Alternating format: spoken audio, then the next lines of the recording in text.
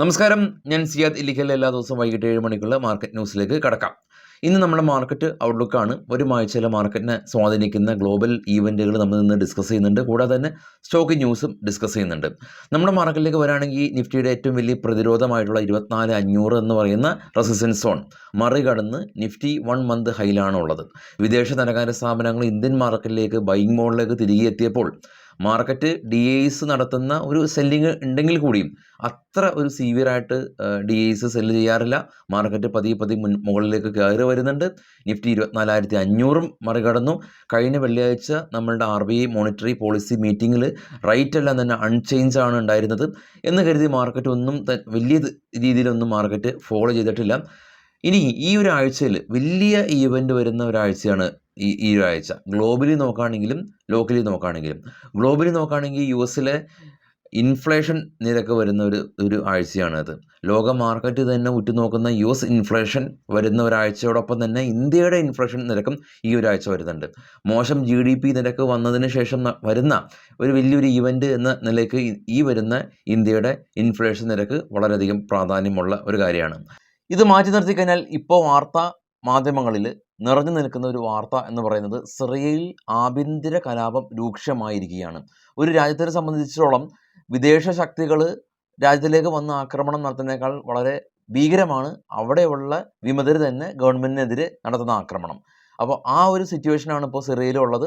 അപ്പോൾ Indian government ഇന്ത്യക്കാരോട് officially പറഞ്ഞിരിക്കുന്നുണ്ട് സുരക്ഷാ സ്ഥാനങ്ങളിലേക്ക് മാറിപ്പോകാൻ. അപ്പോൾ തിങ്കളാഴ്ച ദിവസം ഇപ്പോൾ നടക്കുന്ന ഇറാൻ ഇഷ്യൂസ് അല്ലെങ്കിൽ റഷ്യ ഉക്രൈൻ ഇഷ്യൂസ് ഇതിനോടൊപ്പം തന്നെ കൂടുതൽ ഫ്യൂല് പകരുന്ന മറ്റൊരു കാര്യം തന്നെയാണ് സിറിയയിൽ നടക്കുന്ന ആഭ്യന്തര കലാപം എന്ന് പറയുന്നത്. നമുക്ക് നിഫ്റ്റിയുടെ ചാർട്ട് ഒന്ന് നോക്കാം. അതിനുശേഷം മറ്റുള്ള ഡീറ്റെയിൽസിലേക്ക് നമുക്ക് കടന്നു വരാം. നിഫ്റ്റിയുടെ ചാർട്ട് കാണാം. കഴിഞ്ഞ തിങ്കളാഴ്ച ഓപ്പണിംഗ് റേഞ്ചിൽ നിന്ന് ഏകദേശം ഒരു 852 പോയിൻറ്റിൻ്റെ ഒരു ഹൈ ക്രിയേറ്റ് ചെയ്തു. എന്നാൽ വ്യാഴാഴ്ച ദിവസം വലിയ ഒരു ഫോളൊക്കെ ഉണ്ടായിരുന്നു. വെള്ളിയാഴ്ച ദിവസം കൺസോളിഡേറ്റ് ചെയ്തു. നിഫ്റ്റി 24,669 നിഫ്റ്റി ക്ലോസ് നടത്തിയ ഒരു അവസ്ഥയിലാണ് ഉള്ളത്. FISൻ്റെയും DISൻ്റെയും ആക്ടിവിറ്റീസിൽ FIS തിങ്കളാഴ്ച ദിവസവും വെള്ളിയാഴ്ച ദിവസവും ബൈയിങ് നടത്തി. ബാക്കിയുള്ള ചൊവ്വ ബുധൻ വ്യാഴം ദിവസങ്ങളിൽ സെല്ലിങ് നടത്തി. DIS ആവട്ടെ തിങ്കളാഴ്ച ദിവസവും വെള്ളിയാഴ്ച ദിവസവും ബൈയിങ് നടത്തി. DIS സെല്ല് ചെയ്ത ദിവസത്തിൽ FIS ബൈ നടത്തി. അതുകൊണ്ട് തന്നെ മാർക്കറ്റ് ന്യൂട്രലാണ്. ഇനി നമുക്ക് ഗ്ലോബൽ ഈവൻറ്റ് നോക്കാം. ഗ്ലോബൽ ഈവൻറ്റിൽ ഡിസംബർ 9-ാം തീയതി ചൈനയിലെ ഇൻഫ്ലേഷൻ, ഡിസംബർ 10-ാം തീയതി ചൈനയുടെ ട്രേഡ് ബാലൻസ്, യൂറോസോണിൻ്റെ ഇൻഫ്ലേഷൻ നിരക്ക് വരുന്നുണ്ട്. ഡിസംബർ 11-ാം തീയതിയാണ് US നിന്ന് ഇൻഫ്ലേഷൻ ഡേറ്റ വരുന്നത്. ഡിസംബർ 12-ന് US ഓയിൽ ഇൻവെൻട്രീസ് ഡേറ്റ വരുന്നുണ്ട്. ജർമ്മനിയുടെ ഡേറ്റ ഡിസംബർ 12-ന് ഡെപ്പോസിറ്റ് ഫെസിലിറ്റി റേറ്റ് വരുന്നുണ്ട്. ഇന്ത്യയുടെ ഇൻഫ്ലേഷൻ നിരക്ക് ഡിസംബർ 12-നാണുള്ളത്. ഡിസംബർ 13-ന് UKയിലെ GDP, ഇന്ത്യയിലെ wholesale price inflation data December 13-നുണ്ട്. അപ്പോൾ മേജർ ഈവൻ്റ് ഏതാണ്? എല്ലാം മേജർ ഈവൻ്റ് തന്നെയാണ്. പ്രയോറിറ്റി ലെവൽ 2 ആൻഡ് എബോവ് ഉള്ള ഈവൻറ്റ് മാത്രമാണ് നമ്മളിവിടെ കൊടുത്തിരിക്കുന്നത്. ഇതല്ലാതെയും ഒരുപാട് ഈവൻ്റ് ഉണ്ട്. പക്ഷേ എല്ലാ ഈവൻറ്റും നോക്കി നമുക്ക് ട്രേഡ് ചെയ്യാൻ സാധിക്കില്ല. അപ്പോൾ ഇത് ഏറ്റവും പ്രധാന ഈവൻ്റാണ്. ഇത് നമ്മുടെ ട്രേഡ് ബഡി എന്ന് പറഞ്ഞ ടാബുണ്ട്. ട്രേഡ് ബഡി ടാബിൽ ഇത് മാത്രമല്ല ഉള്ളത്. ഇപ്പോൾ നമ്മൾ അടുത്തതായിട്ട് പറയാൻ പോകുന്ന കമ്പനികളുടെ ഡിവിഡൻഡ് ഡീറ്റെയിൽസ് ഉണ്ട്, കമ്പനിയുടെ IPO ഡീറ്റെയിൽസ് ഉണ്ട്, ഒരുപാട് ഇൻഫർമേഷൻസ് ട്രേഡ് ബഡിയിലുണ്ട്. ഡിവിഡൻഡ് ഡീറ്റെയിൽസിലേക്ക് വരാണെങ്കിൽ HUS health care company record date 10-ന് സ്പ്ലിറ്റ് ഉണ്ട്. ഗ്ലോബൽ എഡ്യൂക്കേഷൻ റെക്കോർഡ് ഡേറ്റ് 10-ന് സ്പ്ലിറ്റ് ഉണ്ട്. സർദ ടെക്നോളജി സ്പ്ലിറ്റ് ഉണ്ട്. സീനക് എക്സ്പോർട്ട് ഡിവിഡൻഡ് ഉണ്ട്. അതുപോലെ തന്നെ സ്പിറ്റ് ഡിവിഡൻഡ് അങ്ങനെയുള്ള എല്ലാ കാര്യങ്ങളും നമ്മുടെ ട്രേഡ് ബഡി ടാബിൽ ഉണ്ട്, കോർപ്പറേറ്റ് ആക്ഷനിലുണ്ട്. അപ്പോൾ അതെല്ലാം നിങ്ങൾക്ക് ചെക്ക് ചെയ്യാൻ സാധിക്കും. ഇനി നമുക്ക് കുറച്ച് സ്റ്റോക്കുകളുടെ വാർത്ത പരിശോധിക്കുന്നതിന് മുമ്പ് ഗ്ലോബൽ മാർക്കറ്റ് നോക്കാം. ഏറ്റവും താഴെ കാണാം US നാസ്ഡാക്കും ഡോയും മിക്സഡ് ആയിരുന്നു. അവിടുത്തെ ജോബ് ഡേറ്റ എല്ലാം തന്നെ വന്നിരുന്നു. അപ്പോൾ നാസ്ഡാക്ക് 159 പോയിൻ്റ് റാലിയും ഡോ 123 പോയിൻ്റ് ഒരു ഫോളും നടത്തി. യൂറോപ്യൻ മാർക്കറ്റ് അതിന് മുകളിൽ കാണുന്ന 3 യൂറോപ്യൻ മാർക്കറ്റ് മിക്സഡ് ആയ രീതിയിൽ അവസാനിച്ചു. ജർമ്മനും ഡാക്സ് ജർമ്മനും CAC 40 ഫ്രാൻസും പോസിറ്റീവായപ്പോൾ FTSE UK മാർക്കറ്റ് 40 പോയിൻ്റ് ഇടിവ്. മറ്റുള്ള കാര്യങ്ങളെല്ലാം തന്നെ നമ്മൾ കണ്ടിട്ടുള്ളതാണ്. ഇനി നമുക്ക് കുറച്ച് സ്റ്റോക്കുകളുടെ ന്യൂസുകൾ പരിശോധിക്കാം. അപ്പോൾ ഓട്ടോ സെക്ടറിൽ സംബന്ധിച്ചുള്ളൊരു പ്രധാന ന്യൂസാണ്. ഹുണ്ടായി അവരുടെ കാറിൻ്റെ വില വർദ്ധിപ്പിച്ചു. മാരുതി അതിനുശേഷം കാറിൻ്റെ വില വർദ്ധിപ്പിച്ചു. അപ്പോൾ കാറിൻ്റെ വില വർധനവ് ഉള്ള ഒരു അവസരമാണ്.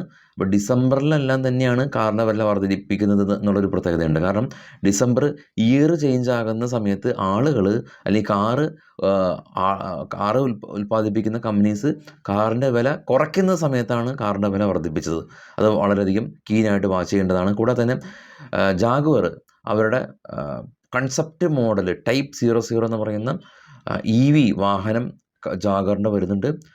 എക്സ്ട്രീംലി ഡിഫറെൻ്റ് ആയിട്ടുള്ളൊരു സ്റ്റൈലിലാണ് ജാഗർ വരുന്നത്. അത് ടാറ്റ മോട്ടോഴ്സിന് വളരെയധികം ശ്രദ്ധ ആകർഷിക്കും. ഇനി നമ്മൾ ഇനി ഡിസ്കസ് ചെയ്യാനുള്ളത് മഹേന്ദ്രയുടെയും ഇൻഡിഗോയുടെയും 6E എന്ന് പറയുന്ന ആ ഒരു ട്രേഡ് മാർക്കിനെ സംബന്ധിച്ചുള്ള ഒരു ഡിസ്പ്യൂട്ട് നിലനിൽക്കുന്നുണ്ട്. ഓട്ടോ സെക്ടറിൽ ഇതാണ്. ഇന്ത്യൻ കമ്പനിയെ സംബന്ധിച്ചുള്ളത്, ഇന്ത്യൻ കമ്പനി അല്ലാത്തുള്ള കമ്പനീസിൻ്റെ എല്ലാം തന്നെ കാറുകൾ വരുന്നുണ്ട്. പക്ഷേ അത് മാർക്കറ്റിൽ ബാധിക്കാത്തത് കൊണ്ട് നമ്മളത് ചർച്ച ചെയ്യുന്നില്ല. സിയറ്റ് കമ്പനി ഇവർ കാസ്മോ ഓഫ് ഹൈവേ ടയറിൻ്റെ $225 മില്യൺ അവർ അക്യൂർ ചെയ്തു. ഡെൽറ്റ കോർപ്പ് ഇവരുടെ ഹോസ്പിറ്റാലിറ്റി റിയൽ എസ്റ്റേറ്റ് ബിസിനസ് ഇവർ ഡീമർജ് ചെയ്യുകയാണെന്ന് എന്നുള്ള ന്യൂസാണ്. ഡെൽറ്റ കോർപ്പ് എന്ന് പറയുന്നത് ഇന്ത്യയിൽ കാസിനോ ബിസിനസ് ചെയ്യുന്ന ആകെ ഒറ്റ കമ്പനിയാണ്. കാസിനോ ബിസിനസ് മാത്രമല്ല, ഇവർക്ക് മൊബൈൽ ഗെയിമിംഗ് ബിസിനസ്സും ഉണ്ട്. മൊബൈൽ ഗെയിമിംഗ് ബിസിനസ് നസാറ ടെക് ചെയ്യുന്നുണ്ട്, എന്നാൽ കാസിനോ ബിസിനസ് അധികം കമ്പനീസ് ചെയ്യുന്നില്ല. പക്ഷേ ഇത് മൊണോപ്പൊളി കമ്പനിയാണ്. എന്നാൽ പിന്നെ റാലി രേഖപ്പെടുത്തേണ്ടത് എന്നുള്ള ഒരു ചോദ്യമുണ്ടായേക്കാം. അവിടെയാണ് ഈ കാസിനോ ബിസിനസ്സിനെല്ലാം തന്നെ 28% GST ചുമത്തിയതുകൊണ്ട് ഡെൽറ്റ കോർപ്പ് വലിയൊരു ഇടിവിലാണ് ഉണ്ടായിട്ടുള്ളത്. ഗോപാൽ സ്നാക്സ് കമ്പനി GST കൗൺസിലിൻ്റെ 13 കോടി രൂപയുടെ ഷോക്കേഴ്സ് നോട്ടീസ് കിട്ടി. ലോറസ് ലാബ് കമ്പനി 40 കോടി രൂപയ്ക്ക് ലോറസ് ബയോയിൽ ഇവരൊരു ഇൻവെസ്റ്റ്മെൻറ്റ് നടത്തി. സ്വിൻ ഫാർമ കമ്പനി US ബേസ്ഡ് ആയിട്ടുള്ള എൻജി ബയോ കമ്പനീനെ അക്യൂർ ചെയ്തു. ടാറ്റ പവർ കമ്പനി ഒരു ഭീകരമായിട്ടുള്ളൊരു ന്യൂസാണ് ഇവർ പറഞ്ഞിരിക്കുന്നത്. നിലവിൽ ഇവരുടെ റിന്യൂവബിൾ കപ്പാസിറ്റി എന്ന് പറയുന്നത് 6.7 ജിഗാവാട്ടാണ്. ഇത് ഫിനാൻഷ്യൽ ഇയർ 2030 കൂടിയിട്ട് 23 ജിഗാവാട്ടിലേക്ക് ഉയർത്തും എന്നുള്ള ഒരു ഭീകര പ്രഖ്യാപനം കമ്പനി നടത്തി. പൂൻവാല കമ്പനി ഇവരുടെ CTO റിസൈൻ ചെയ്തതായിട്ടുള്ള ന്യൂസ് ഉണ്ട്.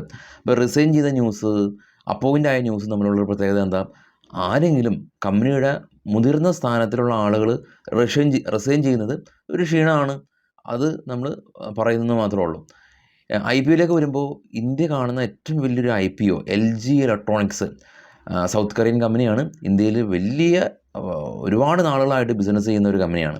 അപ്പോൾ അവരുടെ IPO 15,000 കോടി രൂപയുടെ IPOയിലെല്ലാം തന്നെ വരുന്നുണ്ടെന്നുള്ള ന്യൂസൊക്കെ ഉണ്ട്. സ്റ്റാർ ഹെൽത്ത് കമ്പനി IRDA ഇവർക്കൊരു ഇവർ നിയമം തെറ്റിച്ച ഒരു കാരണം കൊണ്ട് ഒരു ഷോക്കേഴ്സ് നോട്ടീസ് കൊടുത്തിട്ടുണ്ട്. ബജാജ് ഹെൽത്ത് കെയർ കമ്പനി ഇവിടെ ഒരു പുതിയ വടവരലുള്ള ഒരു മാനുഫാക്ചറിങ് ഫെസിലിറ്റിക്കും ഓസ്ട്രേലിയയിൽ നിന്നുള്ള ഹെൽത്ത് കെയറിൻ്റെ അംഗീകാരം ലഭിച്ചു. കൽപ്പാത്തൂർ പ്രൊജക്റ്റിന് 2,174 കോടി രൂപയുടെ ഒരു ഓർഡർ കിട്ടി. റിലയൻസ് പവർ കമ്പനി ഇവർ US ബേസ്ഡ് ആയിട്ടുള്ളൊരു ഔട്ട്സ്റ്റാൻഡിങ് ലോണൊക്കെ ഉണ്ടായിരുന്നു. അപ്പോൾ ആ ലോണൊക്കെ ഇവർ തിരിച്ചടച്ചു എന്നുള്ള ന്യൂസാണ് റിലയൻസ് പവറിനുള്ളത്. അപ്പോൾ അനിൽ അംബാനിയുടെ കീഴിലുള്ള കമ്പനീസ് എല്ലാം തന്നെ തിരികെ വരുന്നുണ്ട്. അനിൽ അംബാനിയുടെ മകനാണ് ഇപ്പോൾ കമ്പനിയുടെ എല്ലാം തന്നെ ചുക്കാൻ പിടിക്കുന്നത്. റിലയൻസിൻ്റെ റിയൽ എസ്റ്റേറ്റ് വിങ്ങും റിലയൻസ് പവറെല്ലാം തന്നെ തിരികെ വരുന്നുണ്ട്. അപ്പോൾ കമ്പനീസ് തിരികെ വരുന്നത് സ്റ്റോക്ക് മാർക്കറ്റിലൊക്കെ പാർട്ടിസിപ്പേറ്റ് ചെയ്യുന്ന നമുക്കൊക്കെ വളരെയധികം സന്തോഷം ഉണ്ടാകുന്ന കാര്യമാണ്. ഒരു കമ്പനി ഡീലീസ്റ്റ് ചെയ്യുക എന്നൊക്കെ പറയുന്നത് നമ്മൾ ആ സ്റ്റോക്ക് ഹോൾഡ് ചെയ്യുന്നില്ലെങ്കിൽ കൂടിയും ഹോൾഡ് ചെയ്യുന്ന മറ്റുള്ള ആളുകൾക്ക് ഉണ്ടാവാം. അപ്പോൾ അവർക്കൊക്കെ അത് ഒരു പ്രശ്നം ഉണ്ടാവും. ഇൻവെസ്റ്റ് ചെയ്യുന്ന സമയത്ത് നമ്മൾ വളരെയധികം കോഷ്യസ് ആവുക. കമ്പനീസിൻ്റെ ഫണ്ടമെൻ്റൽ അനാലിസിസിന് അവിടെയാണ് പ്രാധാന്യമുള്ളത്. കമ്പനിയുടെ ചാർട്ട് തന്നെ നോക്കിയാൽ മനസ്സിലാക്കാൻ സാധിക്കും. അൺയൂഷ്വലായിട്ട് പ്രൈസിലെല്ലാം തന്നെ മൂവ്മെൻറ്റ് ഉണ്ടാവുക. അതായത് ക്യാൻഡിൽ ഫോം ആവാതെ ലൈൻ മാത്രമാണ് ഉണ്ടാവുകയുള്ളൂ. ചിലപ്പോൾ UC കടിച്ച് പോയ സ്റ്റോക്ക് ആയിരിക്കാം.